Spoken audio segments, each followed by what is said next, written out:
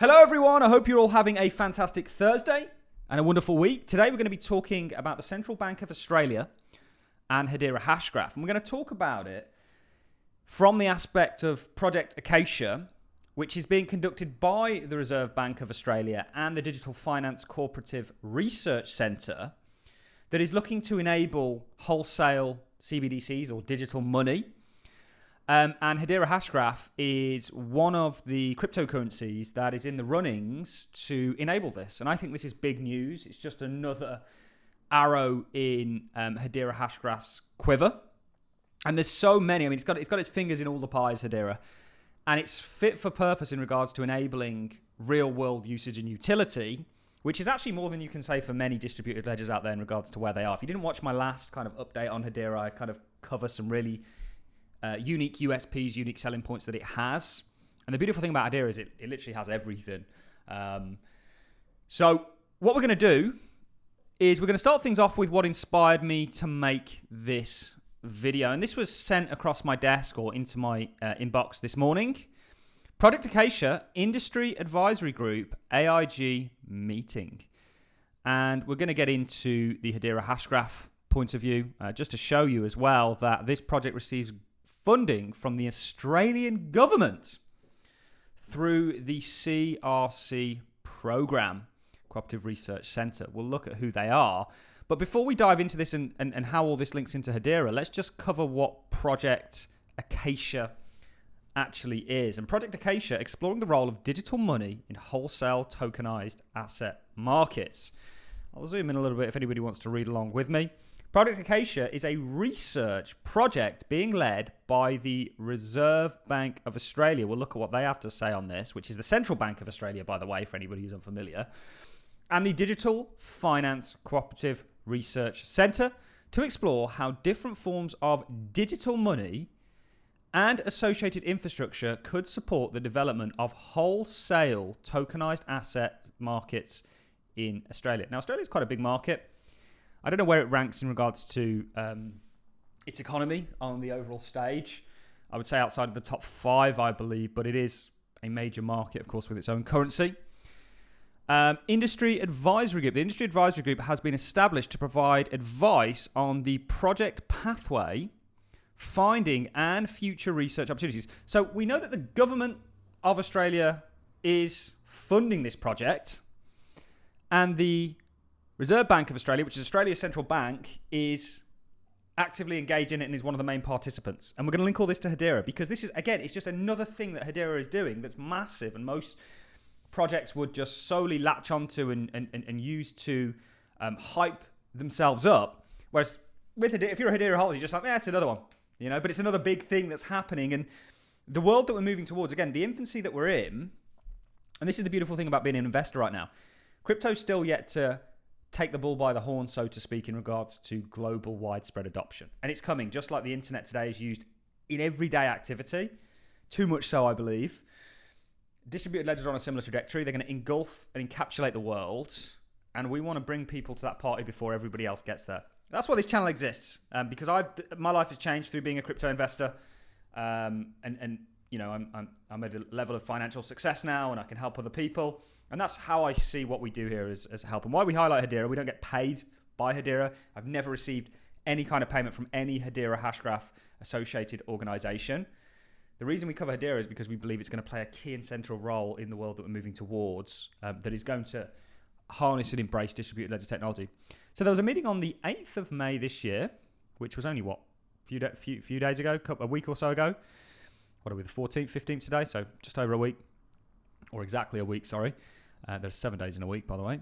The Industry Advisory Group for Project Acacia had its third meeting on the 8th of May. Members received an update from the project team, including on the short-listed networks for pilot of wholesale CBDCs. This is where Hedera comes in. Issuance and the expected timing for the selection of use cases to proceed to the experimentation phase of the project, which is due to happen in the next few months. This is moving fast. They discussed recent international developments relevant to digital asset and digital money, including the growing impetus for stablecoin issuance in the United States.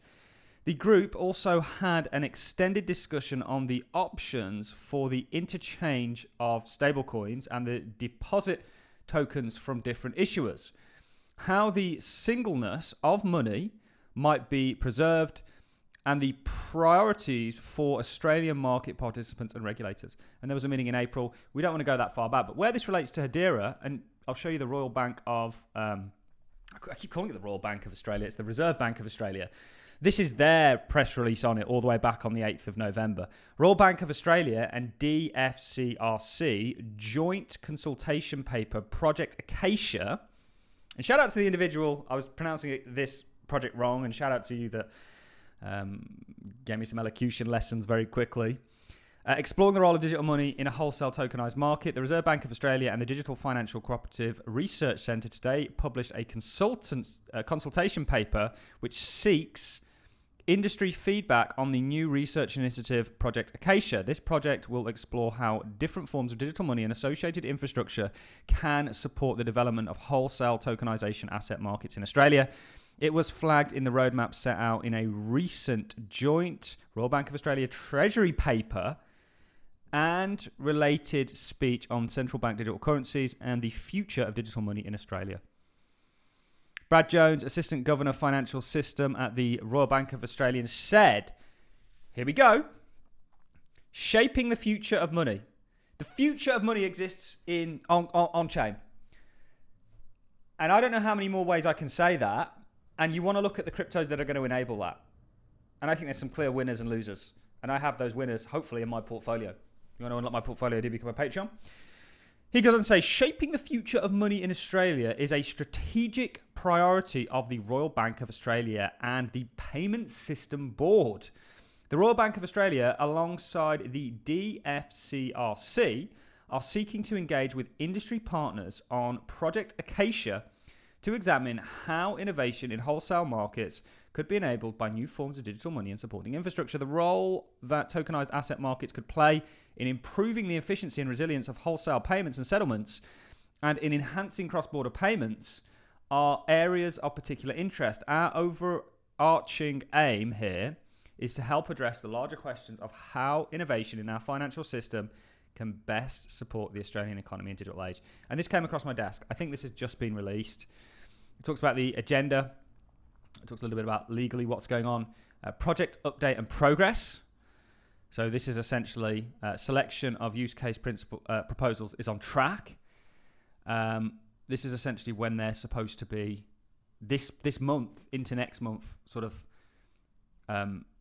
announced or chosen and then actually put into that active stage. Project update, progress to date. Shortlisted networks for Copilot WCBDC, so that's wholesale CBDCs, and the number of proposal nominations nominating the network. So here we have Ethereum. I mean, you've got people that are making some of these decisions that probably shouldn't be. In the sense that why would you choose Ethereum to facilitate wholesale payments periodically? It's not the fastest, it's not the cheapest, it fluctuates in terms of price. I mean, there's just a million. It's got a fragmented. I mean, other than perhaps programmability, because if you're a developer, EVM does have a lot of capabilities. But this is a private permission. So you've had 6 proposals across 3 separate networks. So that'll be the layer 2s I'm hinting at. And then we've got our boy Hedera. Hedera, private permissioned, 1 proposal. Red Belly, public permissioned, 3 proposals. R3 corridor, private permissioned, 3 corridors.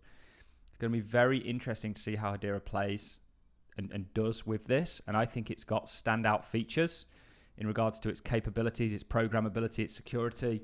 It's one of probably, and I'm not sure about R3 or Red Belly, but it's certainly ABF, Byzantine fault tolerant, which has been highlighted by the Fed as being needed for future database and payment systems. So I think there's many reasons to choose Hedera, but this is huge because what this is the likes of Hedera being mentioned and potentially piloted by the Central Bank of Australia, along with some of the other industry leaders within Australia, to essentially entirely revolutionize money. And we've looked at that from start to finish. So that is really it from me. We just wanted to do a bit of an update on this because it came across my desk and I thought it's just another arrow in Hedera's quiver, another potential major use case for Hedera, and again highlights the useful nature of Hedera more broadly. That's it from me, guys. I'm going to love and leave you. Thanks everyone for watching. Enjoy your Thursdays, enjoy your weekends depending on when you're watching this, and I'll see you all in the next one. Thanks a lot, guys. See you soon.